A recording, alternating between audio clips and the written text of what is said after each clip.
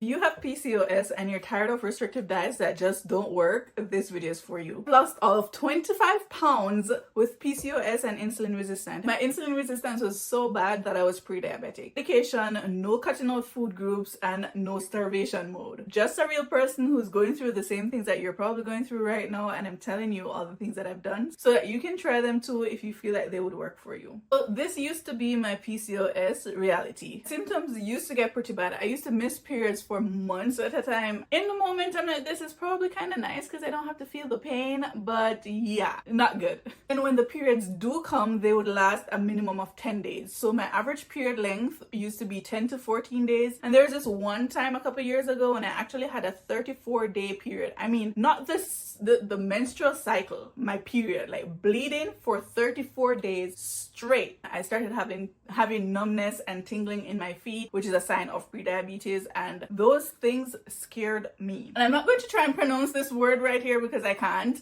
but pretty much it's just dark patches on my skin. So my neck used to be so dark, and I remember one time my mom thought that I just wasn't showering good enough, and she went to town on me, and she was like, it's not coming off. I had no idea at the time what the heck was going on. It was bad. And the next thing is chin hair, and if you come close enough, I literally just have one strand right here. Is it showing? I think it's showing. I only have one strand right now, and I refuse to cut it because it's a part of my story and it's fine. I'm not ashamed of it. They come and go. I'm still working on it, but I can deal with one. I can't deal with multiple. Then the infamous weight gain. I gained over 50 pounds from PCOS. And then there's the cysts, something that not everyone with PCOS has, but the cysts were really bad. I remember when I finally got a diagnosis, and when the doctor, she was doing the scan, she was like, whoa. And I'm like, whoa, that's not a reaction you want to hear when somebody's looking at your feminine organs. There was a fatigue that I couldn't understand. Like, I was always tired, no matter how much I tried to sleep or like take multivitamins or supplements or whatever, I was always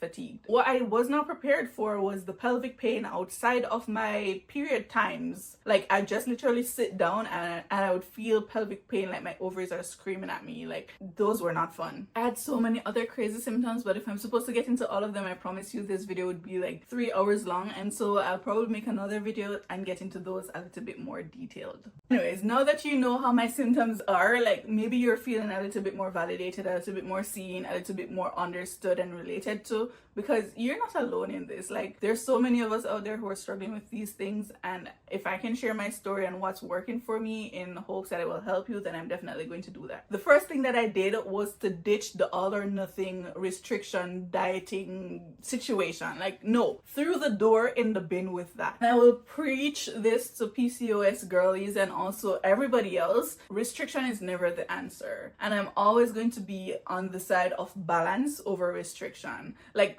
I'm tired of diet culture and I'm tired of diet burnout. You know, cutting carbs for the next however long until I get to my weight goals, and then like, what next? Like, that's not healthy. You're just going to binge carbs or binge whatever it is that you're cutting when you are done with that diet that you're on, or at least that's my experience. But what am I doing differently? I've decided to do a whole holistic approach to my healing, and whether that's PCOS healing or anything else that I'm healing in my life, in my body, I'm going at it holistically. So I'm primarily focusing on my nutrition because nutrition has a lot to do with it. It's like 80% of what you do, if I'm being honest, based on my experience. Of course, everybody's body is different, but being able to prioritize protein, fats, and fiber, those three main groups, food groups, has been such a game changer. I'm not cutting carbs, I'm not cutting sugar. I do have moments when I'm limiting sugar for like a week or something if I want to do like a reset, I call it, but on a day-to-day basis, I won't. Also switched from having carbs as my main thing in my meal or my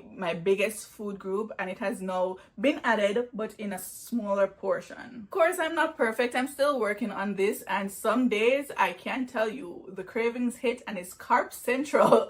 But for the majority of the time, as I said, I believe in balance and I don't believe in all or nothing. And so if I'm doing great or doing good 80% of the time and I slip up 20% of the time, the effort that I make in the 80% will not be null and void because I messed up for 20%. If it's my birthday, I'm going to have cake. I'm going to go out and I'm going to enjoy myself. That's going to be in my 20%. I'm not going to overindulge. Doing that just stresses me out, and stress is another thing that you definitely need to be limiting when you have PCOS or anything that's chronic with your body. This holistic approach, I haven't yet included any supplements, and I'm working my way up to being consistent with magnesium glycinate, and I'm also going to be adding inositol a few weeks down the line just to see if it like helps my body to adapt better. But for right now, I'm just focusing on being healthier. If you've made it to the middle of the video, if this is resonating with you so far, then give this a thumbs up and leave a comment and let me know which part is actually resonating with you right now, so that I know that you guys want more real PCOS related content. The thing that I do that makes a massive difference based on all the things that I've done and tried and failed at and succeeded at is intermittent fasting. And I know this is touch and go, and it's something that I see people have conflicting beliefs on. Some people say you should definitely be intermittent fasting. Some people say you need to have breakfast within the first hour of you being up for you to balance your hormones. But honestly, intermittent fasting has been my best friend since I've started this journey, and I do the 16-8 fasting method. So I fast for 16 hours and I eat within 8 hours. What this does is that it pretty much just gives your body time to process the food that you ate before. So you don't want to keep adding food with sugar and carbs and then have your insulin level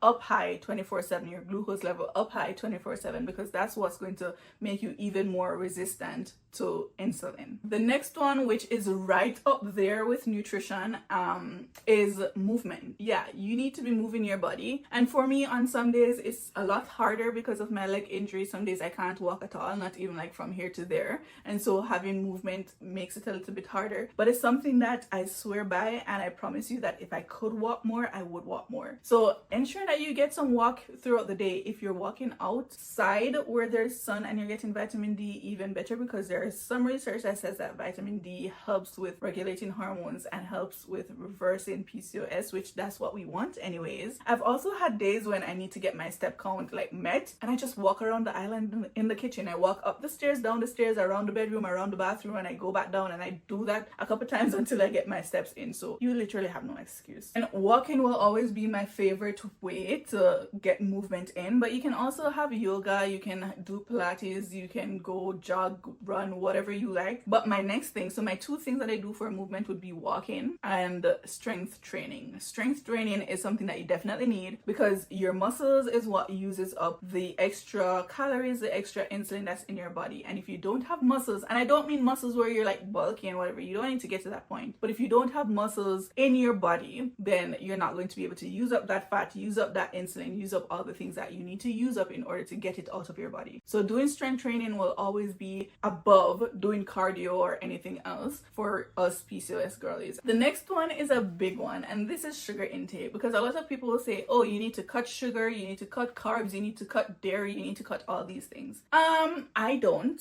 and I'm seeing results. Would I see faster results if I completely eliminated these things? Yes, maybe. But I've also read so many different articles, research that says that people who have cut carbs, you need carbs for energy, one, but you also need it to help with balancing your hormones. And people who did keto for how many years are now trying to get pregnant and they can't because they're not ovulating because they needed the carbs. Also, if I'm cutting something, I'll cut it for a week or 2 weeks and then I'll binge it after. So why the heck did I cut it in the first place? I believe in balance, as I keep saying, so limit it if you need to. What I do, which is something that's very practical for me and might help you, if I have something that has sugar in my lunch, I'm not going to have sugar again or something that's high in sugar for dinner. You get what I mean? I'm not going to have a treat with my breakfast, my lunch, my dinner, and then late night. That doesn't make any sense, but that doesn't mean I can't have a treat. Same goes for carb. If I don't have any carb for breakfast, that's fine. I'll have with lunch or with dinner. Or if I have with breakfast, then I probably cut it out and replace it with vegetables for my dinner, like balance. While my journey has not been perfect and I haven't gotten to the end results that I want as yet, I have been seeing results. I haven't fully reversed my PCOS, but I've started to reverse some symptoms. I've lost 25 pounds and I have been fluctuating a bit. Sometimes I gain a pound, a few pounds, and I go back down.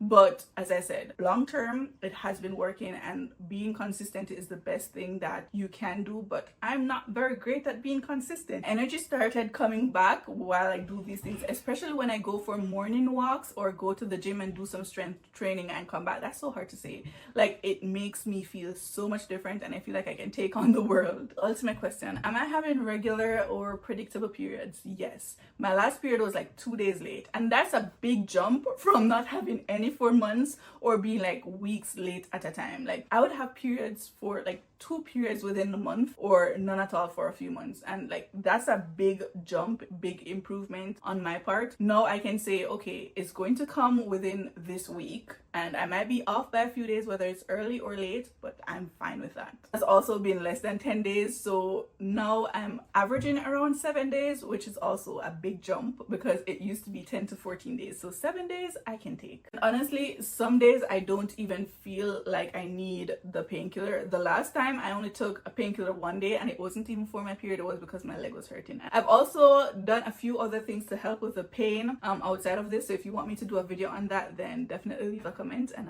I got you. Okay, that's it for this video. In the next video, however, I'll be getting into all my symptoms, what has changed and how it has changed, how much, like how drastically it has changed, what I've changed specifically for those things to change, how long it took for me to see these changes, all the things that I'm still struggling with, what I would do different, what I'm planning on improving on, all those things. So if you're interested in that video, then feel free to subscribe so that you don't miss when that video gets uploaded, and turn on your post notification bell so that you get alerted when I post next. Let me know which parts of this video resonated with you and what part of this approach you've been doing, or which parts you'd want to add to your life. That's it for right now. If you made it this far, thank you so much. I appreciate you. You are a real gem, and I'll see you next time. So check out the video that I have here, and until next time, just remember to do something today that will help you to be a little bit better than you were yesterday.